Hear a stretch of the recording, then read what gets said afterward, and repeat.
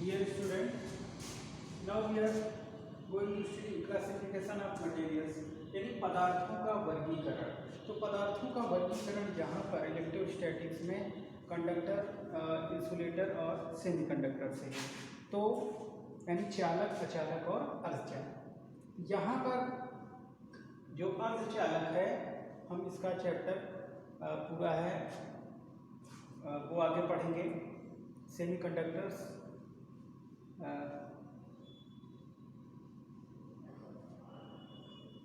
जो second part में है। यहाँ पर जो मटेरियल का क्लासिफिकेशन है वो पहला है कंडक्टर, मीन्स चालक। चालक कौन से होते हैं? ऐसे पदार्थ जिनमें आवेशों का प्रवाह सुगमता से होता है, उन्हें हम चालक पदार्थ कहते हैं। जैसे जितने भी मेटल्स हैं, ये सभी कंडक्टर हैं, तो धातु सभी चालक हैं। अब हमने एक सर्किट बनाया, उस सर्किट में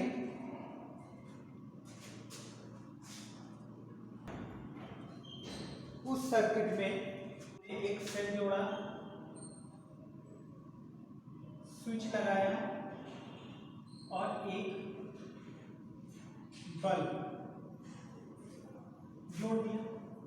ये कंडक्टर वायर हमने लिया सबसे पहले चांदी का, सिल्वर का। सेल लगाया, स्विच को ऑन किया तो बल्ब हमने देखा बहुत तेजी से कि चमक से साथ चल रहा है। हमने सबसे पहले सिल्वर का लिया, इसके बाद हमने कॉपर का लिया। कॉपर का जब वायर यूज किया, कंडक्टर वायर, तो हमने देखा बल्ब जल रहा है, लेकिन सिल्वर के वायर जैसी चमक अब नहीं है, इससे थोड़ा धीमा हो गया। इसके बाद लिया हमने एल्यूमिनियम का लिया, फिर इसके बाद हमने आयरन का लिया। तो ये हमने देखा कि एक बार बल्ब बहुत तेजी से जला, फिर धीमा हो गया, फिर उससे धीमा, फिर उससे धीमा। तो ये बल्ब की जो इंटेंसिटी है लाइट की, ये प्रभावित हो रही है। तो कंडक्टर की एक खासियत होती है, अगर उसकी कंडक्टिविटी ज़्यादा है तो वो चार्जेस को बहुत आसानी से, बहुत इजीली अलाउ करेगा, उससे होकर जाने के लिए, बहुत तेजी से जाने के लिए अलाउ करेगा। तो कंडक्टर मटेरियल की एक प्रॉपर्टी है कंडक्टिविटी, यानी चालकता। चालकता जिस कंडक्टर मटेरियल यानी चालक पदार्थ की ज़्यादा होगी, वो बढ़िया चालक होगा, अच्छा चालक होगा, गुड कंडक्टर होगा।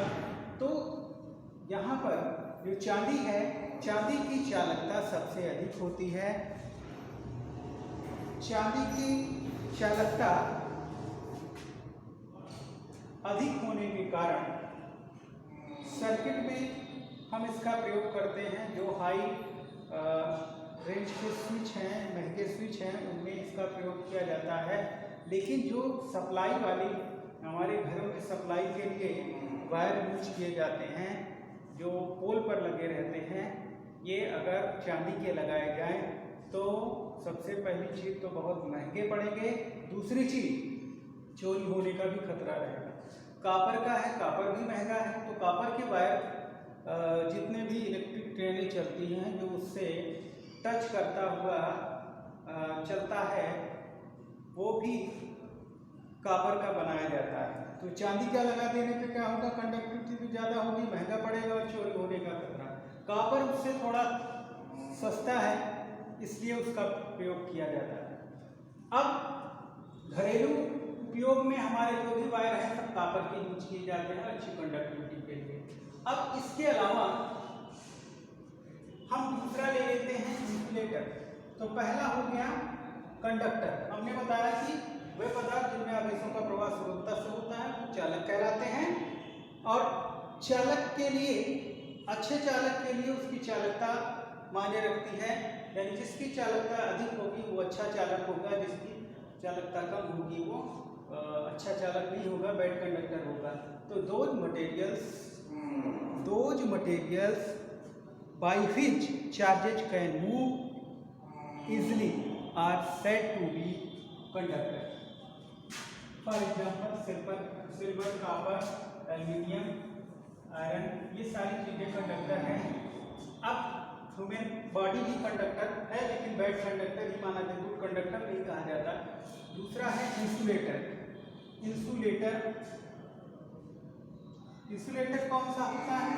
जो चार्जेज को अपने से होकर अलाउ नहीं करता जाने के लिए, यानी अचालक में पदार्थ होते हैं जिनमें आवेशों का प्रवाह नहीं होता है, वो अचालक पदार्थ कहलाते हैं। जैसे लकड़ी हो गया, एयर हो गया, तो ये सारी चीज़ें इंसुलेटर हैं। अब इंसुलेटर के लिए कौन सी प्रॉपर्टी है वो जो डिपेंड करती है? इंसुलेटर के लिए डाइलेक्ट्रिक कांस्टेंट एक प्रॉपर्टी है जो उसमें ज़्यादा होती है और दूसरे मटेरियल में, विभिन्न मटेरियल्स में अलग अलग होती है। उस प्रॉपर्टी को हम डाइलेक्ट्रिक कांस्टेंट कहते हैं। डाइलेक्ट्रिक कांस्टेंट की वैल्यू जिस मटेरियल के लिए ज़्यादा होगी वो एक अच्छा इंसुलेटर होगा, जिसके लिए कम होगी वो अच्छा इंसुलेटर नहीं होगा। जैसे हम अपने घरों में यूज करते हैं, प्लास का यूज करते हैं, तो उसके ऊपर एक प्लास्टिक का कवर चढ़ा होता है, या हमारे घरेलू वायरिंग में भी जो भी वायर यूज किए जाते हैं उन पर सब पर एक वायर पर एक प्लास्टिक कोट चढ़ी होती है जो चार्जेज को एक निश्चित दिशा देती है। हम जब भी टच करते हैं तो हमको शॉक नहीं लगता है, लेकिन वही उसका जो डाइलेक्ट्रिक कांस्टेंट है और भी कम कर दिया जाए तो हम जब भी टच करेंगे तो वो हमें शॉक महसूस होगा। शॉक इसलिए महसूस होगा क्योंकि उस इंसुलेटर के लिए डाइलेक्ट्रिक कांस्टेंट की वैल्यू कम है, इसलिए वो हमें उससे चार्जेज मूव कर जाते हैं, उससे भी चार्जेज मूव कर जाते हैं, इसलिए हमें शॉक लगने का खतरा रहता है। तो insulator those material by which charges can not move are said to be insulator. तो इंसुलेटर में हमारा हो गया वुड हो गया, एयर हो गया, प्लास्टिक हो गया, ये सारी चीज़ें इंसुलेटर हैं। इनके लिए डाइलेक्ट्रिक कांस्टेंट यानी परावैद्युत का मान अलग अलग होता है। तो और भी हम अपने आसपास इलेक्ट्रिक पोल देखते हैं। इलेक्ट्रिक पोल में जो हाई टेंशन की लाइन होती है एचटी लाइन और जो एलटी लाइन होती है, तो उसमें भी जहाँ पर पोल में वायर बांधे जाते हैं वहाँ पर छोटे और बड़े इंसुलेटर लगे रहते हैं। एचटी लाइन के लिए बड़े इंसुलेटर और एलटी लाइन के लिए छोटे, ताकि चार्जेज मूव करके उस पोल में ना आए, यानी शॉक लगने का खतरा ना रहे। तो अब यही एलटी लाइन वाला इंसुलेटर एचटी लाइन पर हम लगा देंगे तो वो करंट को अलाउ करेगा, यानी चार्जेज उससे मूव करेंगे तो चार्जेज मूव करते हैं तो करंट बनती है। हम इसको आगे पढ़ेंगे, पीछे भी हम 10th में पढ़ चुके हैं। तो ये मूव करेंगे तो करंट बनेगी, तो उससे शॉक लगने का खतरा रहेगा। तो इसलिए इंसुलेटर के लिए डाइलेक्ट्रिक कांस्टेंट की वैल्यू ज़्यादा होगी, वो अच्छा इंसुलेटर होगा। अब सेमीकंडक्टर के बारे में, सेमीकंडक्टर हमने बताया, सेमीकंडक्टर एंड इलेक्ट्रॉनिक डिवाइसेस हम पूरा चैप्टर पढ़ेंगे, ये सेकंड पार्ट में है। अब हम बात कर लेते हैं, तो सबसे पहली चीज हम इसको नोट कर लेते हैं दोनों को।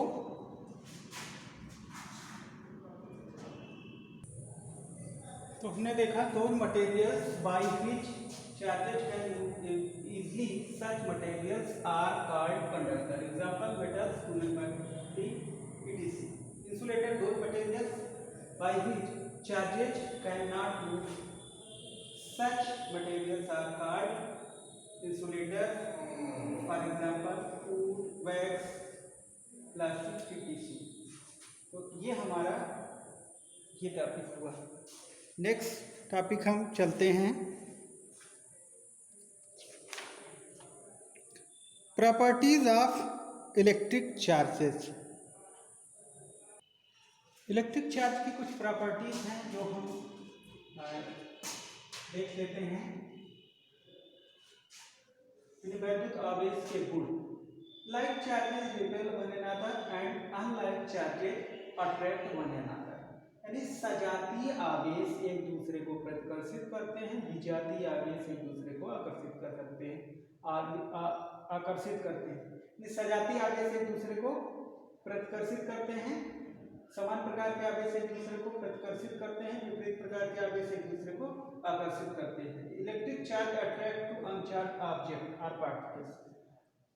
जो वैद्युत आवेश होता है वो अनावेशित वस्तु को भी खींचता है। जैसे हम एक कंघी लें, अपने बाल पर रब करें और कागज के छोटे छोटे टुकड़ों के पास ले जाते हैं तो वो कागज के छोटे छोटे टुकड़ों को अपनी ओर खींचता है। जबकि हमने कागज के छोटे छोटे टुकड़ों को रब नहीं किया है, यानी उसके अंदर वो इलेक्ट्रीफाइड नहीं था, इलेक्ट्रीफाइड हमारा काम नहीं था। तो ये नेक्स्ट है charges is always conserved which is conservation law of electric charge. आवेश सदैव संरक्षित रहता है, यही आवेश के संरक्षण का नियम है। यानी हमने एक दिन बताया था कि जो हमारा यूनिवर्स है इलेक्ट्रिकली न्यूट्रल है, हमारा पूरा ब्रह्मांड इलेक्ट्रिकली न्यूट्रल है। चार्ज ना तो उत्पन्न किए जा सकते हैं ना नष्ट किए जा सकते हैं, ये संरक्षित रहते हैं। होता क्या है, एक ऑब्जेक्ट से चार्ज दूसरे ऑब्जेक्ट पर जाता है तो दूसरे पर ज़्यादा हो जाता है चार्ज और पहले पर कमी हो जाती है, केवल इतना ही होता है। इसलिए ये संरक्षित रहता है, सुरक्षित रहता है। Fundamental charge is denoted by small E. मूल आवेश को हम स्मॉल ई से डिनोट करते हैं। For electron minus E and proton plus E. Electron के लिए माइनस ई का प्रयोग, प्रोटॉन के लिए प्लस ई का प्रयोग। Unit of electric charge coulomb and its magnitude is 1.6 × 10⁻⁹ coulomb. आवेश का मात्रा कूलम्ब होता है और इसका परिमाण 1.6 × 10⁻⁻19 कूलम्ब होता है। If n is number of charges and E is the fundamental charge, then net charge will be Q equal to n। यदि आवेशों की संख्या n हो किसी वस्तु पर और मूल आवेश E हो तो उस वस्तु पर कुल आवेश Q बराबर n से डिनोट होगा। अगला है इलेक्ट्रिक चार्ज इज क्वांटाइज्ड, यानी आवेशों का क्वांटीकरण, क्वांटाइजेशन ऑफ इलेक्ट्रिक चार्ज। ये इंपॉर्टेंट है, कभी कभी पूछ लिया जाता है एक नंबर में। What do you mean by electric quantisation of electric charge? तो electric charge is quantised means total number of electric charge, total number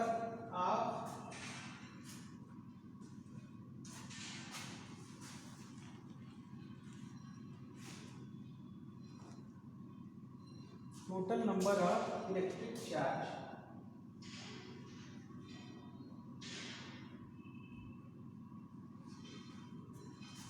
किसी वस्तु पर आवेश का जो कुल मान होता है is equal to perfect multiple of fundamental charge. उस वस्तु के मूल आवेश का पूर्ण गुणज होता है। पूर्ण गुणज कहने का मतलब जो फंडामेंटल चार्ज E है वो उसकी संख्या परफेक्ट मल्टीपल में जो नंबर होंगे वो पूर्ण संख्याएं होंगे, चाहे 1E 2E 4E 5E 6E, यानी कुछ भी हो सकता है। इनकी वैल्यू परफेक्ट होनी चाहिए, पूर्ण संख्या होनी चाहिए, नॉट 1.2 1.25। यानी किसी भी एटॉम में जो इलेक्ट्रॉन या प्रोटॉन की संख्या हम लिखते हैं तो हमेशा वो संख्या पूर्ण संख्या लिखी जाती है। कभी भी आंशिक रूप में हम उसको नहीं लिखते कि इस एटॉम में 1.5 इलेक्ट्रॉन है, 2.5 प्रोटॉन है। हम पूरी की पूरी संख्या लिखते हैं और किसी भी ऑब्जेक्ट का नॉर्मली नेट चार्ज 0 रहता है। Net charge 0 means number of electron will be equal to number of proton.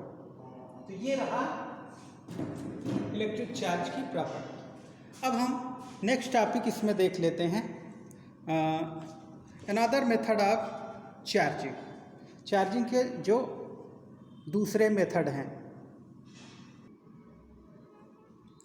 तो चार्जिंग का यानी आवेशन की जो पहली विधा है हमने पढ़ा है वो है घर्षण द्वारा, यानी एक ऑब्जेक्ट को दूसरे ऑब्जेक्ट के सरफेस पर रखकर जब हम रब करते हैं तो वो इलेक्ट्रीफाइड हो जाता है। इसके पहले हमने पढ़ा, तो पहला मेथड हम पढ़ चुके हैं चार्जिंग का। First method of charging is by rubbing. दूसरा कौन सा है? बाय कंडक्शन, चालन द्वारा, बाय कंडक्शन द्वारा, चालन द्वारा हम कैसे एक अनचार्ज ऑब्जेक्ट को चार्ज कैसे करते हैं हम उसको देखते हैं। सबसे पहले एक हमने लिया कंडक्टर। कंडक्टर आप किसी भी शेप का ले सकते हैं और इसको हमने एक ऐसे स्टैंड पर रखा जो कि इंसुलेटर है। ये इंसुलेटर स्टैंड हो गया।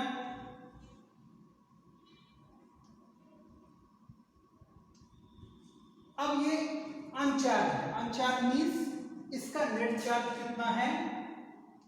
Net charge is equal to 0, यानी number of electron will equal to number of proton. इस पर ऑलरेडी हमने एक रॉड लिया जो कि चार्ज है। अब इस चार्ज रॉड को कैसे चार्ज कर सकते हैं भाई? रबिंग के कारण, रबिंग द्वारा हम इसको चार्ज कर सकते हैं। इसको हमने मान लीजिए रबिंग द्वारा रगड़कर चार्ज किया हुआ है, इस पर बहुत सारे चार्ज हैं। अब इस छड़ को यहां से लाकर के यहां हमने टच करा दिया, इस छड़ को हमने इससे टच करा दिया, इस पर बहुत सारे पॉजिटिव चार्ज हैं। टच होने से ये भी कंडक्टर है, कंडक्टर क्या करेगा? चार्जेस को मूव करने देगा, चार्जेस को मूव होने देगा। तो यहाँ से ये फोर्स ऑफ रिपल्सन इस पर लगेगा, क्योंकि ये लाइट चार्जेज हैं। फोर्स ऑफ रिपल्सन के कारण एक दूसरे से दूर जाना चाह रहे हैं, लेकिन यहाँ था तो इसको जगह नहीं मिल रही थी। जैसे ही हमने टच करवाया इसका नेट चार्ज 0 है। अब इससे इस पर चार्जेज आना शुरू हो गए। पहला आया, फिर दूसरा आया, तीसरा आया, ये दूरी में सेपरेट होना शुरू हो जाएंगे। तीसरा आया, चौथा आया। तो पहला आया, उसके बाद जैसे दूसरा आना शुरू हुआ तो ये पहला वाला दूसरे का विरोध किया, लेकिन अभी भी इस पर बहुत सारे चार्ज हैं, सारे दूसरे पर फोर्स लगा रहे हैं। फोर्स लगाने के कारण ये रिपेल होकर इस पर चला है। तीसरा, चौथा, पांचवा, छठवां ऐसे आता जाएगा। कब तक आएगा? जब नंबर ऑफ चार्ज इस पर और इस पर बराबर हो जाएंगे, तो जितना फोर्स उधर से लगेगा उतना फोर्स इधर से लगेगा। अब इधर से इधर चार्ज जाना बंद हो गया, तो हम क्या करेंगे? इस रॉड को हटा देंगे। जैसे इस रॉड को हम हटाएंगे, अब ये चार्जेज एक दूसरे को रिपेल कर रहे हैं, तो रिपेल करने की वजह से ये इसके पूरे सबसे ज्यादा इसको जगह कहाँ मिलेगी? सबसे ज्यादा जगह मिलेगी इसके आउटर सरफेस पर। तो ये यहाँ से ऐसे यूनिफॉर्मली इस पर डिस्ट्रीब्यूट हो जाएगा। अब ये एक अनचार्ज ऑब्जेक्ट था, इस पर नेट चार्ज 0 था। अनचार्ज मीन्स नेट चार्ज 0। हमने क्या किया? बाय कंडक्शन, चालन द्वारा इसको चार्ज कर दिया। तो ये पहला सेकंड मेथड हो गया चार्जिंग का। अब थर्ड मेथड हम देखते हैं। थर्ड मेथड क्या है? By induction. बाय इंडक्शन का मतलब प्रेरण द्वारा। बाय इंडक्शन, प्रेरण द्वारा। प्रेरण द्वारा हम कैसे चार्ज करेंगे?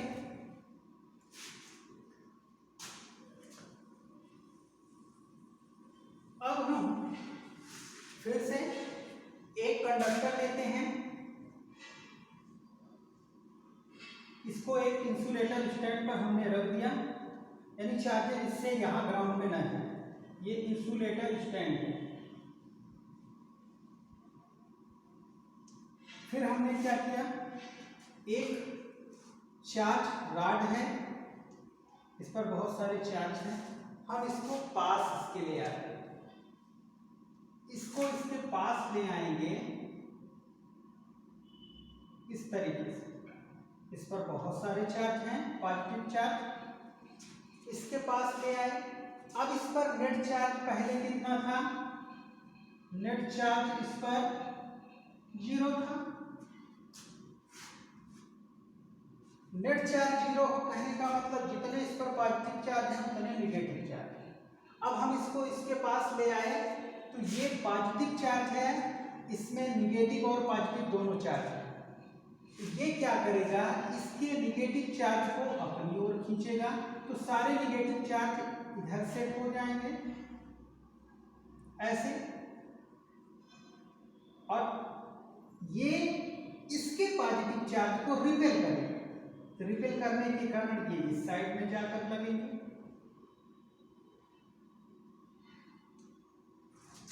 अब क्या होगा, इधर निगेटिव चार्ज होगा, इधर पॉजिटिव चार्ज। क्यों, इंडक्शन के कारण।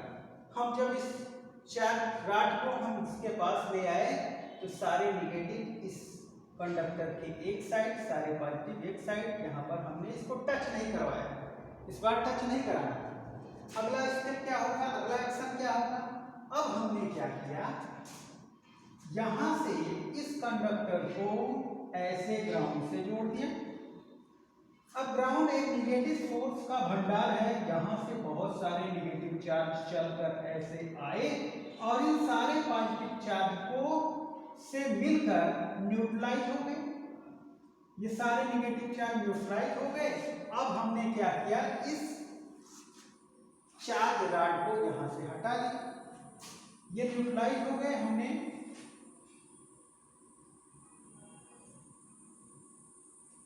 इसका कनेक्शन काट दिया। अब ये सारे निगेटिव चार्ज, अब इसका नेट चार्ज 0 नहीं रहा, net charge does not equal to 0। तो क्या हुआ, ये सारे निगेटिव चार्ज जो एक लाइन से सेट हो गए थे, एक लाइन में डिस्ट्रीब्यूट हुए थे, अब यहाँ पर पॉजिटिव चार्ज रह नहीं गए, अब ये केवल निगेटिव चार्ज रह गया है। निगेटिव चार्ज में लाइक चार्ज है, एक दूसरे पर रिपल्सन का फोर्स लगाएगा। रिपल्सन के कारण ये ज्यादा से ज्यादा दूरी में सेट होंगे, तो ये पूरे इस कंडक्टर के सरफेस पर या पूरे वॉल्यूम में एक तरीके से यूनिफॉर्मली डिस्ट्रीब्यूट हो जाएंगे। तो ये हो गया इस तरीके से बाय इंडक्शन। चार्जिंग का थर्ड मेथड है बाय इंडक्शन। ये अनचार्ज ऑब्जेक्ट चार्ज हो गया।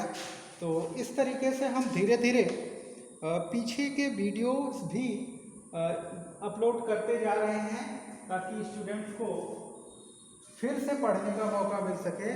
तो प्लीज़ हमारे चैनल पर हम चैप्टर की अलग अलग प्लेलिस्ट भी बना दे रहे हैं जिससे आपको पढ़ने में सुविधा हो। तो ये सारे वीडियो अपलोड हो जाएंगे, तो चैनल को आप देखते रहिए, सब्सक्राइब करते रहिए, और जो भी कमियां हों आप उसको हमें ज़रूर बताएं कमेंट में। अब इसके बाद हमारा नेक्स्ट टॉपिक रहेगा कूलॉम्स लॉ, क्योंकि हमको अब तक की जानकारी के अनुसार एक चार्ज दूसरे चार्ज पर फोर्स लगाता है। लाइक चार्ज रहेगा तो रिपल्सन होगा, अनलाइक चार्ज रहेगा तो अट्रैक्शन होगा। तो हमको ये पता चल गया कि फोर्स का टाइप्स क्या होगा, लेकिन फोर्स का मैग्नीट्यूड कैसे निकाला जाएगा तो इसको कूलॉम ने बताया है। हम उस पर चर्चा नेक्स्ट वीडियो में करेंगे। तब तक के लिए धन्यवाद आपको, और वीडियो आप देखते रहें और अपनी प्रतिक्रिया देते रहें।